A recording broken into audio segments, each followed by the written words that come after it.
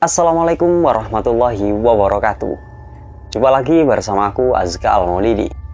Apa kabar kalian semua? Semoga kalian tetap dalam keadaan sehat walafiat ya. Di kesempatan kali ini aku akan membawakan sebuah tulisan tentang gunung yang cukup cantik di Jawa Timur. Namun gunung ini banyak diselimuti kisah-kisah kelam pembantaian dan cerita mistis Dewi Rengganis, yakni misteri Gunung Argopuro. Jadi buat teman-teman nih, silahkan siapkan cemilan buat yang nyemil, kopi buat yang ngopi, dan teh buat yang ngeteh. Karena kisah ini akan cukup panjang. Apakah teman-teman sudah siap? Namun sebelum itu, buat teman-teman yang belum subscribe channel ini, silahkan subscribe terlebih dahulu ya. Tanpa berlama-lama lagi, seperti apa dan bagaimana kisah ini, langsung saja kita ke video ya. Sebelum tengah malam, jangan tonton sendirian. Argopuro adalah gunung cantik yang terletak di Provinsi Jawa Timur. Banyak rumor yang mengatakan bahwa gunung ini diselimuti kisah kelam pembantaian dan cerita mistis dari Dewi Rengganis. Gunung Argopuro sendiri merupakan salah satu tujuan para pencinta alam. Gunung ini terletak di 5 kabupaten di Jawa Timur, yakni Kabupaten Probolinggo, Lumajang, Jember, Bondowoso, dan Situbondo. Gunung Argopuro ini terkenal dengan jalur pendakian yang cukup panjang, mempunyai ketinggian 3088 mdpl. Gunung Argopuro ini termasuk bagian dari pegunungan Hyang, sehingga kompleks ini sering disebut Hyang Argopuro. Kompleks Hyang Argopuro merupakan kompleks gunung berapi raksasa yang mendominasi bentang alam antara Gunung Raung dan Gunung Lemongan di Jawa Timur. Di kompleks ini terdapat untayan lembah sedalam 1000 meter. Gunung Argopuro ini memiliki beberapa puncak. Puncak pertama yang terkenal bernama Puncak Rengganis. Di puncak ini terdapat situs candi yang dikenal dengan nama Candi Rengganis.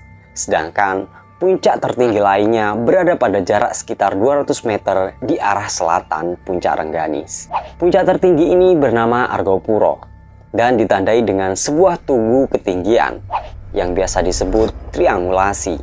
Gunung Argopuro sendiri diwarnai dengan legenda Dewi Rengganis yang dikisahkan sebagai seorang putri dari kerajaan Majapahit. Konon Dewi Rengganis beserta 6 dayangnya ini diasingkan ke pegunungan Hyang Argopuro. Sang Dewi ini melakukan ritual tapa di Gunung Argopuro sambil belajar dengan seorang pertapa. Dewi Rengganis ini digambarkan sebagai sosok dewi yang cantik, yang sangat menyukai ketenangan. Oleh karena itu, sang dewi akan marah besar kalau ada yang mengusik ketenangannya. Pendaki yang suka usil dan mengusik ketenangan bisa menjadi kesurupan atau bisa jadi kesasar tidak karuan. Konon, Dewi Rengganis ini juga suka memberi keris pusaka kepada para pendaki yang sengaja datang untuk berziarah. Tidak hanya sang Dewi Rengganis yang terkenal di kalangan para pendaki.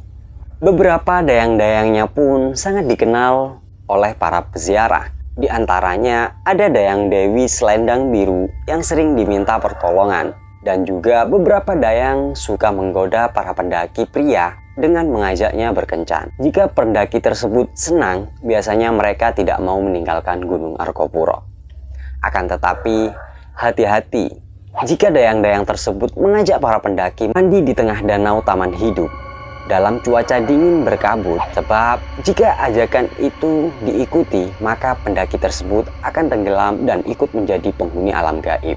Taman Hidup ini adalah sebuah danau dengan pemandangan yang indah yang berada di tengah hutan Gunung Argopuro. Di Puncak Rengganis ada sebuah taman yang terkenal dengan nama Taman Rengganis. Tapi sayang, tidak semua pendaki bisa melihat taman ini. Beberapa pendaki yang pernah melihat taman ini merasa memasuki sebuah taman yang sangat indah, penuh dengan tanaman, bunga, dan buah. Tapi jika pendaki mengambil atau memetik tanaman itu, maka pendaki itu akan terus berputar-putar di tempat tersebut dan tidak bisa turun dari Gunung Argopuro ini.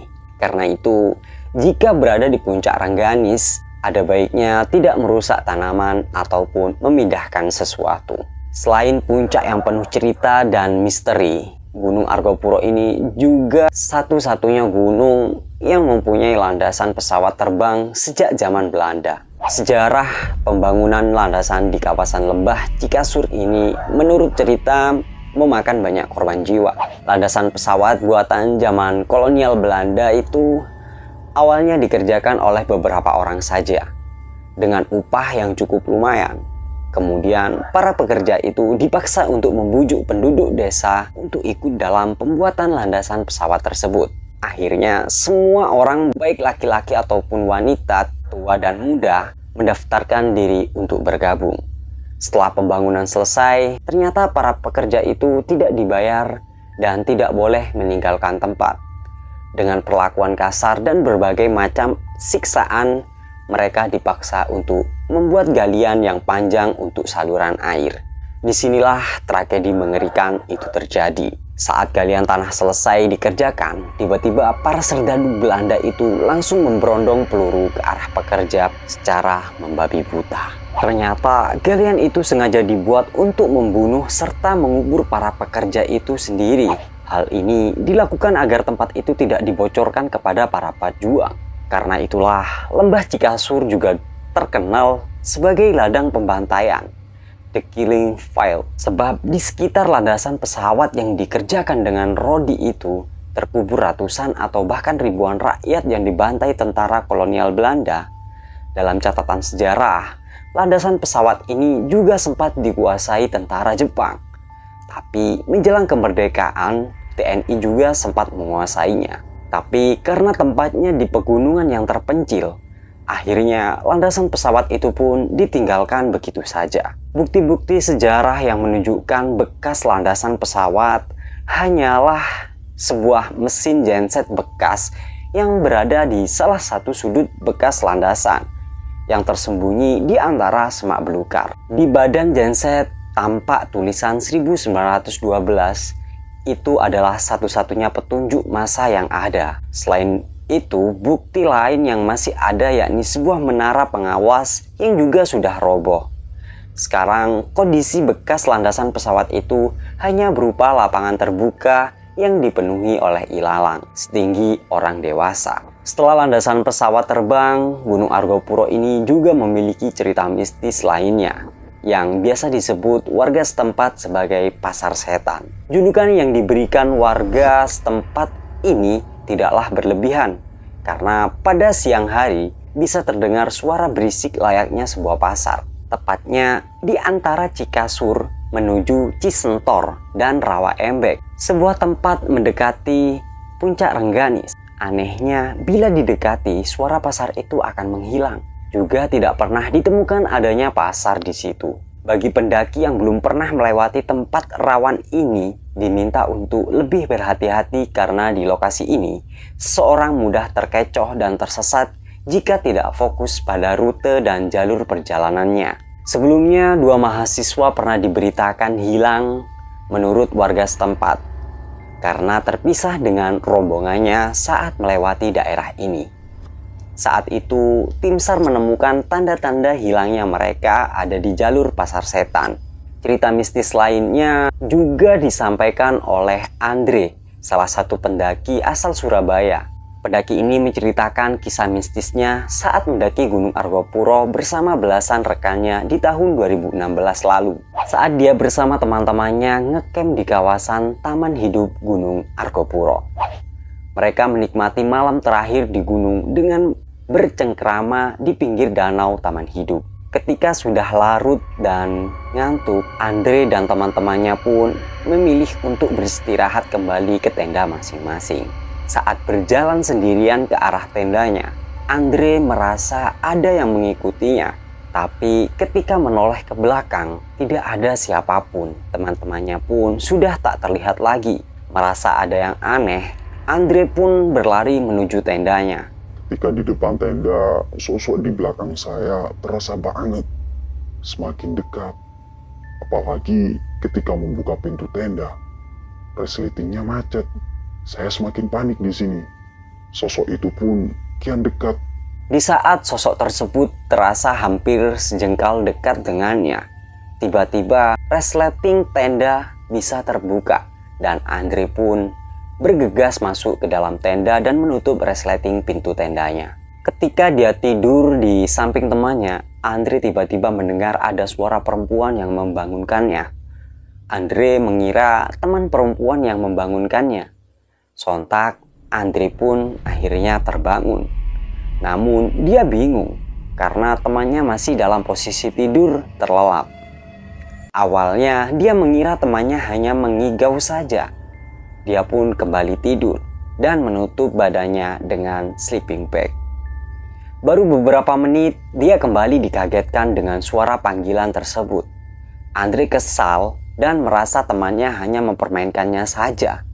Ketika terbangun, dia kembali melihat temannya di posisi yang sama, tetap tidur tanpa ada suara apapun. Bulu kuduk pun akhirnya merinding. Dia sudah merasa ada hal aneh yang terjadi dengannya. Suara panggilan itu pun kembali terjadi ketiga kalinya, dan Andre ketakutan. Tak mau bangun dari posisinya, tak lama kemudian dia mengintip sedikit dari selimutnya. Ada banyak bayangan orang-orang di luar.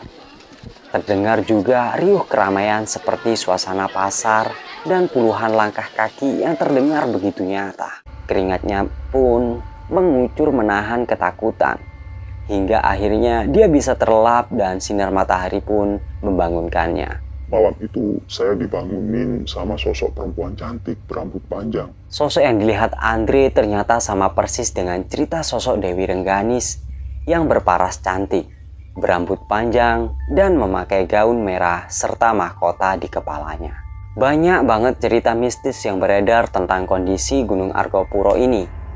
Dan ini menjadi nilai tersendiri bagi para pendaki. Banyak para pendaki yang akhirnya ingin mendaki gunung yang terkenal dengan kelimpahan sumber mata airnya ini. Akan tetapi, pendakian ke Gunung Argopuro tidak bisa sembarangan dan harus selalu berhati-hati untuk memperhatikan himbauan-himbauan dan saran dari para warga setempat agar teman-teman tidak tersesat dan bisa turun kembali dari gunung dengan selamat. Bagaimana menurut teman-teman? Apakah kisah dari Gunung Argopuro ini sudah cukup memberikan pelajaran dan pengalaman kepada teman-teman semua? Apabila iya, silahkan like video ini dan share ke teman-teman kalian. Buat teman-teman yang belum subscribe channel ini, silahkan subscribe channel ini terlebih dahulu ya. Biar teman-teman tidak ketinggalan untuk konten-konten aku selanjutnya. Buat teman-teman yang ingin kirim kisah horor teman-teman atau pengalaman horor teman-teman, silahkan langsung kirim ke email yang udah aku sediakan di kolom deskripsi ya. Mungkin itu saja yang dapat aku sampaikan untuk saat ini di video ini. Kurang lebihnya aku mohon maaf yang sebesar-besarnya. Buat teman-teman yang ingin menuliskan kritik dan sarannya, bisa langsung tulis di kolom komentar. See you next video, aku Askar Al-Maulidi. Sampai bertemu di konten selanjutnya. Sebelum tengah malam, jangan tonton sendirian.